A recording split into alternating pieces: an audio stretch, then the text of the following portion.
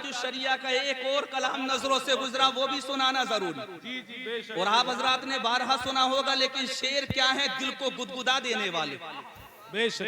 और हजरात वो शायरी ही क्या जो दिल पर असर ना करे। लोग कह देते हैं कि सुकून हासिल करने के लिए इश्क या शायरी सुनना जरूरी है। मैं कहता हूँ हजरात, सुकून हासिल करने के लिए इश्क जरूरी नहीं, बल्कि मोहब्बत रसूल जरूरी है। अगर सुनाने वाला भी मुहिब्बे रसूल हो और सुनने वाला भी हजरात मुहिब्बे रसूल हो, तो दुनिया वालों को ये पता चल जाता है कि तेरे दामने करम पे जिसे नींद आ गई है, जो फना ना हो कभी भी, उसे जिंदगी मिली है। अल्लाह सुभान अल्लाह। ये मलाइका से कहना, कोई इसको मत जगाना, इसे नींद आ गई है। नारे तकबीर, नारे रिसालत, कोई इसको मत जगाना, इसे नींद आ गई है। और मुझे क्या पड़ी किसी से करूं अर्ज़े मुद्दा में, शायरी से कहते हैं, मुझे क्या पड़ी किसी से करूं अर्ज़े मुद्दा में। मेरी लो तो बस उन्हीं के दरे जूद से लगी है, मेरी लो तो बस उन्हीं के दरे जूद से लगी है।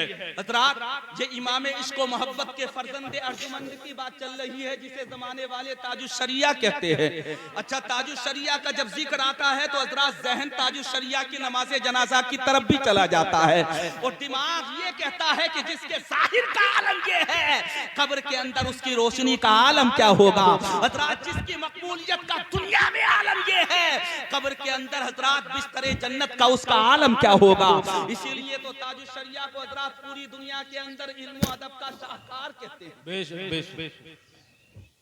ऐसा अदीब, ऐसा मुफस्सिर, ऐसा शायर, जहां पर आकर के ये फैसला मानना पड़ेगा कि 15वीं सदी में जिस शख्स को की नातिया कलाम को उर्दू अदब में सबसे ज्यादा मकबूलियत मिली, उसका नाम ताजुश शरिया है। और गजल की दुनिया में 15वीं सदी में जिस शख्स को सबसे ज्यादा मकबूलियत हासिल हुई, उसका नाम राहत इंदौरी है। फैसला करना बड़ा आसान और हजरात दुनिया वालों को बताना बड़ा आसान, लेकिन अब चलिए चलते हैं असल मौजू की तरफ। तकरीबन 8 से 10 मिनट इसी में गुजर गए। कुरान करीम की बड़ी मशहूर और मारूफ आयत करीमा सूरह नज्म से, फकाना काबा कौसैनी औ अदना, तो रह गया 2 कमानों का फासला या इससे भी कम। 2 कमानों का फासला। आप हजरात कहेंगे फासला कहाँ रहा, आपकी किसी से मुलाकात हुई तब फासला इतना रह गया, किसी मंत्री संतरी की या किसी अमीर ज़ादे से मुलाकात हुई तब इतना फासला रह गया, किसी ओहदेदार के पास पहुंचे होगे तब 2 कमानों का फासला रह गया होगा या इससे भी कम, किसी हजरात वजीर के पास पहुंचे होगे तब 2 कमानों का फासला रह गया होगा या इससे भी कम। मैंने कहा था नादान, जब मेरा तो तुम्हारा तस्करा नहीं हो रहा, किसी मनसबदार का जिक्र नहीं हो रहा, किसी ओहदेदार का तस्करा नहीं हो रहा, किसी दौलतमंद का जिक्र नहीं हो रहा, बल्कि यहाँ पर मुहिब व महबूब की मोहब्बत का तस्करा हो रहा है, मुलाकात का जिक्र हो रहा है। जब शब-ए मेराज आई और अल्लाह ने हजरत जिब्रील अमीन को 70,000 फरिश्तों के झुरमुट में भेजा और हजरत जिब्रील से कहा था, जिब्रील जाओ, आज मेरा महबूब अपनी फूफी हजरत उम्मे हानी के घर आराम कर रहा है, जाना इस अंदाज में कि मेरा महबूब सो रहा होगा, दरवाजा मत खटखटाना, कुंडी मत बजाना, आवाज मत करना, पैरों के अंदर नालेन पहन करके मत जाना, बल्कि छत को कुशादा करते हुए, छत को शक करते हुए मेरे महबूब के तैयारे मोहब्बत में जाकर के हाजिर हो जाना और इस तरह से जाकर के जगाना कि मेरा महबूब गहरी नींद सो रहा होगा, इतनी गहरी नींद कि जब तुम्हें जगाने की जरूरत पड़े तो आवाज मत लगाना, बल्कि अपनी नूरानी पुतलियों को मेरे नबी के कदमों से जाकर के मस कर देना, मेरे नबी के तलवों से जाकर के लगा देना, ताकि दुनिया वालों को ये पता चल जाए कि हाँ, जहाँ जिब्रील की नूरानी पुतलियां हैं वहां मुस्तफा के कदमों के तलवे हैं। दुनिया वालों को ये पता चल जाएगा कि जब जिब्रील नबी की बारगाह में इस अंदाज से आ रहे हैं तो फिर उस रहमतुल लिल आलमीन के मकाम का आलम क्या होगा। नारे रिसालत, मसलके आला हजरत, जिंदाबाद जिंदाबाद।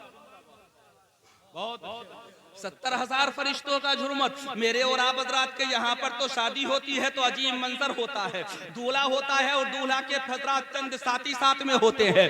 वो ही नहीं हजरात मोहतरम फूले नहीं समाते, इतने इतराते हैं कि कोई पटाखे छोड़ता है, इतने इतराते हैं कि हजरात मोहतरम कोई मुकम्मल शूट बूट में आता है, इतने इतराते हैं कि हजरात कोई तो अपने जोड़ा पहनने के बाद में हजरात मोहतरम बड़े मुतकब्बिराना अंदाज में चलता हुआ नजर आता है। लेकिन चलो सरवरे दो जहां की बारगाह में कि जीने लेने के लिए जिब्रील अपने साथ में 70,000 फरिश्तों के झुरमुट को लेकर के आ रहे हैं और नबी की बारगाह में आने के बाद अपनी हजरात नूरानी पुतलियों को नबी के तलबों से आकर के मस कर रहे हैं। मुस्तफा ने आंखें खोली और जब नबी ने आंखें खोली तो हजरत जिब्रील अमीन को अपनी नूरानी पुतलियों को अपने तलबों से मस करते हुए पाया। पूछा था जिब्रील आने का मतलब वो मकसद क्या है? हमेशा आते थे तो दिन में आते थे तो कुरान की आयतें लेकर के आते थे तो कभी सूरह मुज़म्मिल की इब्तिदाई आयत और कभी सूरह मुद्दस्सिर की इब्तिदाई आयत लेकर के आते थे, कभी सूरह रहमान लेकर के आते थे, कभी सूरह तीन लेकर के आते थे। जिब्रील आ जाने की वजह क्या है?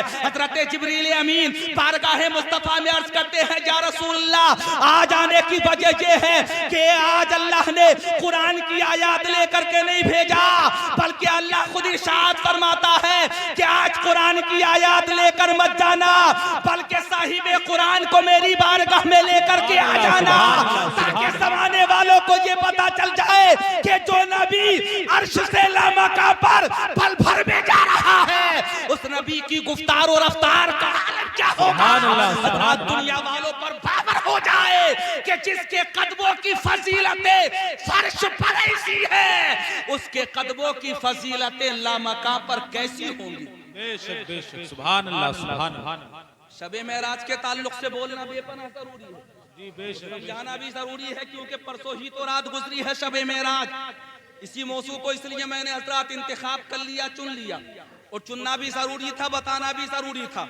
70,000 फरिश्तों के झुरमुट में नबी चले, वजाहत के साथ गुफ्तगू की जाए तो अच्छा खासा वक्त दरकार, लेकिन हजरात ज्यादा वक्त नहीं लेना, बहुत ज्यादा इजमालन गुफ्तगू करके हजरात अपनी जगह संभालूंगा। नबी पाक को 70,000 फरिश्ते लेकर के चले, लेकिन अभी अर्श पर नहीं पहुंचे थे, अभी तो जमीन का ही सफर तय कर रहे थे और जमीन का सफर तय करते करते आ गई मस्जिद अक्सा। जब मस्जिद अक्सा आई तो हजरत जिब्रील अमीन ने कहा था या रसूलल्लाह यहाँ ठहरना होगा थोड़ी देर के लिए। मुस्तफा इरशाद फरमाते हैं जिब्रील यहाँ ठहरने का सबब क्या है, वजह क्या है? हजरत जिब्रील अमीन अर्ज करते हैं या रसूलल्लाह वजह ये है कि तमाम अंबिया पहले ही मुक्तदी बन करके बैठे हुए हैं, इमाम की जरूरत है इमाम, और आज मुसल्ला इमामत आपके अलावा कोई दूसरा नहीं संभाल सकता है। हजरत मूसा भी पीछे, हजरत ईसा भी पीछे, हजरत अय्यूब भी पीछे, हजरत यूनुस भी पीछे, हजरत यूशा भी पीछे, खुल्लत के ताजदार हजरत इब्राहिम भी पीछे, सब्र अय्यूब भी पीछे, हजरत हुस्न का जलवा हजरत यूसुफ भी पीछे, तमाम के तमाम अंबिया आज पीछे नजर आ रहे हैं। और मुस्तफा जाने रहमत को हजरत जिब्रील अमीन ने मुसल्ला इमामत पर ले जाकर के खड़ा कर दिया। मैंने आलम तसव्वुर में पूछा था या मौला जब बुलाना ही था तो मुस्तफा जाने रहमत से नबियों की इमामत क्यों करवाई? मुस्तफा जाने रहमत के बारे में अल्लाह का जवाब आया, वजह ये थी ताकि दुनिया वालों को ये पता चल जाए कि मुस्तफा रसूल है लेकिन किसी इमाम के मुक्तदी नहीं है। लेकिन जितने अंबिया और मुरसलीन हैं अगर वो नबी और रसूल है तो मुक्तदी भी है। ये नबी को शरफ हासिल है कि आप इमाम तो हैं लेकिन किसी के मुक्तदी नहीं है। बाकी किसी नबियों में रसूलों में किसी को ये शरफ हासिल नहीं कि हजरात वो मुक्तदी भी हैं और इमाम भी है। अगर वो इमाम बने हैं तो अल्लाह ने अपने महबूब का उन्हें मुक्तदी भी बना दिया ताकि ये पता चल जाए कि फर्श पर जिनकी इमामत हो रही है कल मैदान महशर में भी उन्हीं की इमामत। सुभान अल्लाह सुभान अल्लाह। जुमला सुन लिया कि नहीं सुना तवज्जो के साथ में? हजरात कुछ चीजें वो होती हैं जो समझने के लिए होती है। मुस्तफा जाने रहमत ने नमाज पढ़ाई और नमाज पढ़ाने के बाद नबी चल पड़े। सवारी क्या थी? बुराक थी। बुराक मैं और आप हजरात तो रेलगाड़ी पर फख्र करते हैं, हजरात मोहतरम हवाई जहाज पर फख्र करते हैं मैं और आप हजरात। अभी जुबैर रजा हस्सानी का फोन आ रहा था उड़ीसा से, इन्होंने कहा कि हवाई जहाज से आऊंगा। हजरात मुसाफत क्या है? तकरीबन 5000 किलोमीटर की, 4000 किलोमीटर की। इनसे पूछने लगूं के सफर कितना है? ये जवाब देंगे कि सफर क्या है हजरत, प्लेन में बैठने के बाद पता ही नहीं चलता कि 4000 किलोमीटर का सफर कब तय हो गया। हजरत 1.5 घंटा भी नहीं गुजरा था, 2 घंटे भी नहीं गुजरे थे कि मकाम खास तक पहुंच गए, मंजिल मकसूद तक पहुंच गए। मैंने कहा ये तुम्हारे प्लेन की रफ्तार का आलम है। हजरत दूसरी नजर से देखो तो आज के साइंटिफिक लोग कहेंगे रॉकेट में इतनी तेजी है, इतनी तेजी है कि चंद महीनों का सफर तय करने के बाद वो चांद के ऊपर पहुंच जाता है। मैंने कहा ये रॉकेट की रफ्तार का मामला है। हजरत कभी हवाई जहाज की रफ्तार का जिक्र, कभी हजरत मोहतरम ट्रेन की रफ्तार का जिक्र, कभी इसके अलावा रॉकेट की रफ्तार का जिक्र, कभी जंबो जेट की रफ्तार का जिक्र, कभी हजरत पनडुब्बी की रफ्तार का जिक्र, तरह तरह की रफ्तारों का जिक्र हो रहा है। लेकिन आज महबूब रब्बुल आलमीन बुराक पर बैठ करके जब जा रहे हैं तो सफर की रफ्तार का आलम यह है कि इधर महबूब की सवारी गुजर रही है, उधर निगाह भी वहां तक नहीं पहुंच रही जहां महबूब की सवारी परवाज कर रही है। बुराक आगे बढ़ा, 7 आसमानों को पार कर लिया, सिदरतुल मुंतहा आ गया। हजरत जिब्रील अमीन भी रुक गए, या रसूलल्लाह आगे बढ़ा तो पर जल जाएंगे, बाल जल जाएंगे। मुस्तफा कहते हैं जिब्रील जहां तुम्हारी इंतहा है लेकिन मोहम्मद की आगे इब्तिदा हो रही है। हजरत जिब्रील रुके, मुस्तफा आगे बढ़े, और जब मुस्तफा जाने रहमत आगे बढ़े तो अर्श इलाही को पार किया। हजरत अर्श इलाही को पार करने के बाद 70,000 हिजाबात को पार किया। 70,000 हिजाबात को पार करने के बाद अब महबूब की मुहिब से मुलाकात हो रही है। इतना कम फासला, मुस्तफा ने चूंकि उतारना चाहा, अल्लाह ने इरशाद फरमाया महबूब उतारना मत, इसी तरह से आगे बढ़ करके आ जाओ। अल्लाह कहता है, मैं परवरदिगार अल्लाह कहता है ऐ मेरे महबूब आगे बढ़ो। महबूब कहते हैं मौला आज तो मुलाकात की रात है। अल्लाह इरशाद फरमाता है मुलाकात की रात है, इसीलिए तो इतने करीब करना चाहता हूँ कि आज तक कोई ना आया हो। महबूब ने अर्ज किया था परवरदिगार आलम लामका भी तो कोई नहीं आया, 70,000 हिजाबात को भी तो किसी ने पार नहीं किया, एक हिजाब भी कोई आज तक पार ना कर सका। हजरत मूसा ने जरा सी तजल्ली देखी थी, देख करके बेहोश हो गए थे। ऐ महबूब आज तो आपसे मुलाकात हो रही है। फकाना काबा कौसैन औ अदना, अल्लाह ने कहा था इतने करीब आ जाओ, इतने करीब आ जाओ ताकि समाने वालों को ये पता चल जाए कि महबूब और मुहिब का रब्त इसी तरह से है जैसे कलमा तज्जिबा में मौजूद है ला इलाहा इल्लल्लाह मुहम्मदुर रसूलुल्लाह। हजरत मुस्तफा खुदा नहीं है लेकिन मुस्तफा खुदा से जुदा भी नहीं है। सुभान अल्लाह। नारे तकबीर, नारे रिसालत, मसलक आला हजरत हजरत अल्लामा मौलाना सनाद रजा साहिब किबला, नारे तकबीर। मुलाकात हो गई। अब अगर मुलाकात का ही तस्करा करेंगे तो वक्त अच्छा खासा हो जाएगा। जन्नत को देखा, दोसत को देखा, फरिश्तों को देखा, हुरो गिलमान को देखा, जन्नत के दरख्तों को देखा, जन्नत के महल्लात को देखा, जहां तक देखा नबी ने के बास को तो हाथ रख के पूछा कि ये किसका है, जन्नत का महल। हजरत जिब्रील कहते हैं या रसूलल्लाह ये आपके यारे गार हजरत सिद्दीक अकबर का महल है। मुस्तफा जाने रहमत इरशाद फरमाते हैं जिब्रील सामने वाला खूबसूरत महल किसका है? ये हजरत बिलाल हबशी का है। एक एक महल को नबी ने पूछ लिया और ऐसा पूछा कि 27 साल गुजर गए। लेकिन जब मुस्तफा वापस तशरीफ लाए तो जिस पानी से वजू किया था वो भी बह रहा था, जिस बिस्तर से उठ करके गए थे वो भी गर्म था, जिस कुंडी को खोला था वो भी हिल रही थी। हजरत जिब्रील अमीन मुस्तफा को छोड़ करके वापस आ गए। मुस्तफा बेदार हुए, सुबह में मक्के के लोगों को बुलाया और मक्के के लोगों को बुलाने के बाद मुस्तफा इरशाद फरमाते हैं ऐ मक्के वालों क्या मैं तुम्हारे सामने अपना सफर मेराज बयान न करूं? मक्के वालों ने कहा था बयान करो। मुस्तफा कहते हैं मैं पल भर में हजरत उम्मे हानी के घर से मस्जिद अक्सा पहुंचा, मस्जिद अक्सा से 7 आसमानों के पार पहुंचा, 7 आसमानों से मकाम सिदरा पर पहुंचा, मकाम सिदरा से अर्श इलाही पर पहुंचा, अर्श इलाही से लामका पहुंचा, लामका में 70,000 हिजाबात को पार किया, रब के रूबरू पहुंचा, इतने करीब पहुंचा फकाना कबा कौसैन औ अदना। मुस्तफा जाने रहमत बयान कर रहे हैं और बयान करते करते कहते हैं ऐ लोगों सुनो, एक लम्हा भी नहीं गुजरा था मैं वापस आ गया। मक्के वालों ने कहा था ये कैसे हो सकता है, एक लम्हा भी ना गुजरे, पलक भी ना फड़के और इतना लंबा सफर करने के बाद, हुरो गिलमान को देखने के बाद, जन्नत और रिज़वान को देखने के बाद वापस भी आ जाए महबूब। सबने इनकार किया, कुछ लोगों ने मजाक बनाई, तज़हीक की तज़हीक। अचानक हजरत सिद्दीक अकबर गुजरे, किसी ने आगे बढ़ करके कहा था सिद्दीक ये तो बताओ कि अगर कोई शख्स ये कहे कि पल भर में मैं खुदा को देख करके आ गया, अर्श इलाही को देख कर आ गया, जन्नत को देख करके आ गया, जहन्नम को देख करके आ गया, दरोगा जन्नत से मुलाकात कर ली, जहन्नम के दरोगा से मुलाकात कर ली, ऐ अबू बकर उस शख्स के बारे में तुम क्या कहोगे? हजरत सिद्दीक अकबर मचलते हुए कहते हैं, पूछने वालों सुनो, अगर हुए जमीन पर कोई भी कहेगा तो नहीं मानूंगा, लेकिन अगर आमिना का लाल कहेगा तो मेरा यकीन नहीं। सुभान अल्लाह, नारे तकबीर, नारे रिसालत, मसलके आला हज़रत जिंदाबाद। सब झूठे हो सकते हैं लेकिन आमिना का लाल कभी झूठा नहीं हो सकता। बेशक बेशक। जिंदाबाद के साथ बताओ कि जो पैगंबर इतना सच्चा हो कि जिसकी सदाकत की गवाही सिर्फ मक्के के इंसान नहीं, मक्के के दरो दीवार पत्थर तक दे। बेशक बेशक। नबी के उम्मतियों को क्या होना चाहिए? अच्छा एक शेर सुना दूं? जी जी तरन्नुम में सुना दूं? तरन्नुम तुम्हारे लिए छोड़ दिया, वरना तुम्हें कौन सुनेगा? अगर हमें सुन लिया तो बड़ा दुश्वार हो जाएगा, फिर बड़ा मुश्किल हो जाएगा। हमें सुनने के बाद तुम्हें सुनना कोई भी पसंद नहीं करेगा, और पसंद कैसे करेंगे? कोई कुर्सी भरी हुई मौजूद रहेगी तभी तो सुना जाएगा। अगर तरन्नुम में पढ़ना शुरू कर दिया, और वैसे भी अगर तरन्नुम हमने ले लिया फिर तुम्हारे पास रह ही क्या जाएगा। इसलिए बड़ा जरूरी है कि जैसे हम काम चला रहे हैं वैसे ही काम चला ले। लेकिन एक शेर दे रहा हूँ आपको, एक शेर दे रहा हूँ आपको। हजरात मोहतरम मुफ्ती निजामुद्दीन साहब बैठे हुए हैं, और शेर कैसा है? बड़ा कीमती शेर है हजरात शब मेराज के ताल्लुक से। इतना कीमती शेर अगर आप हजरात ने समझ लिया तो पता चल जाएगा।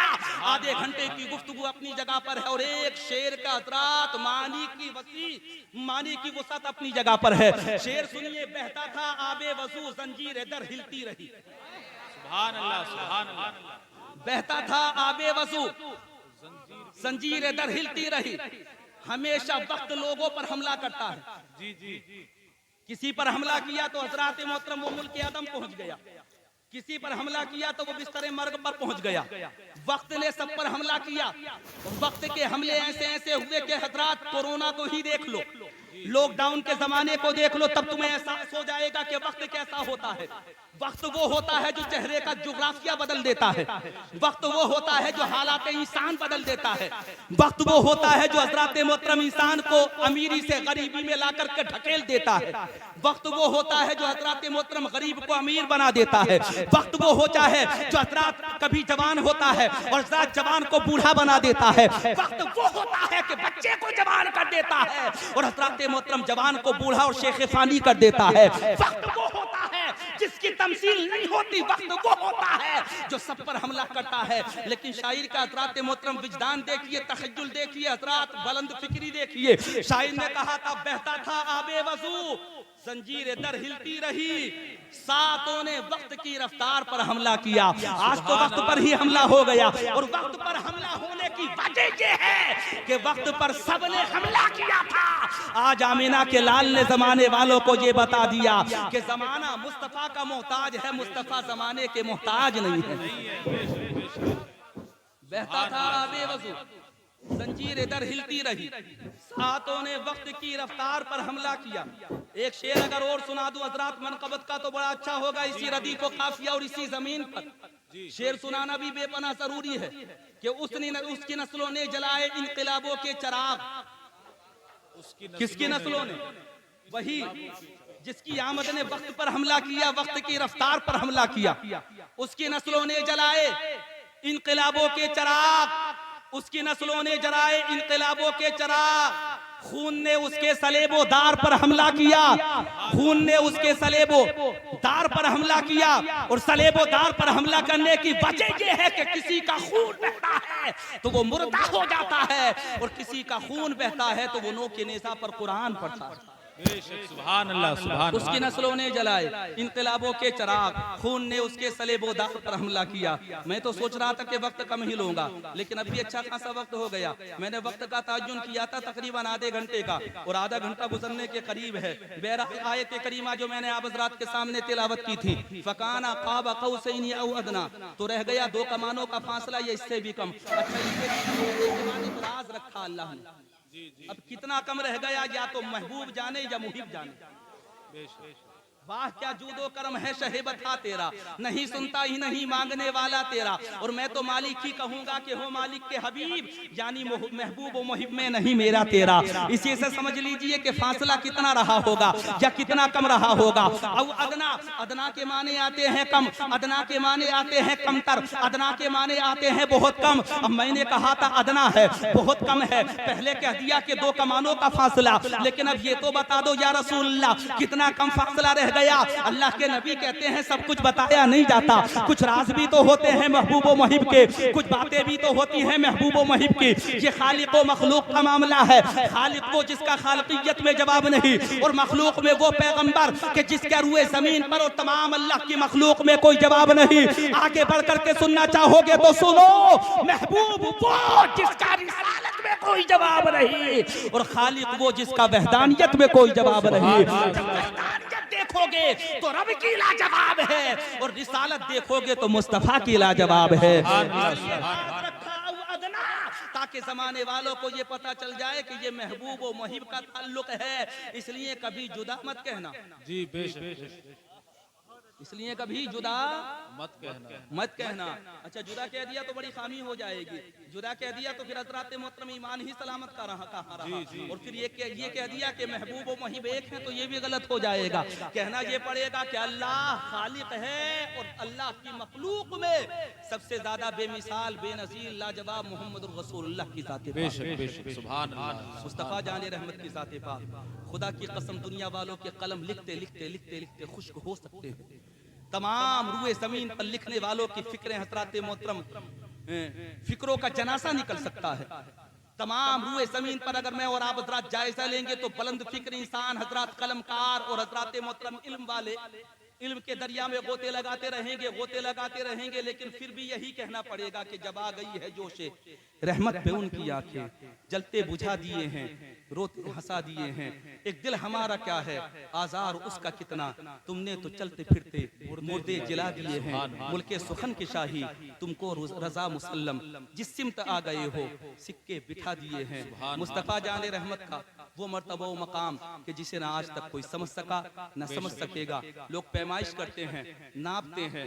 मैं कहना चाहूंगा ये बुखार थोड़ी है फीवर के जिसे थर्मामीटर से नापा जा सकता है।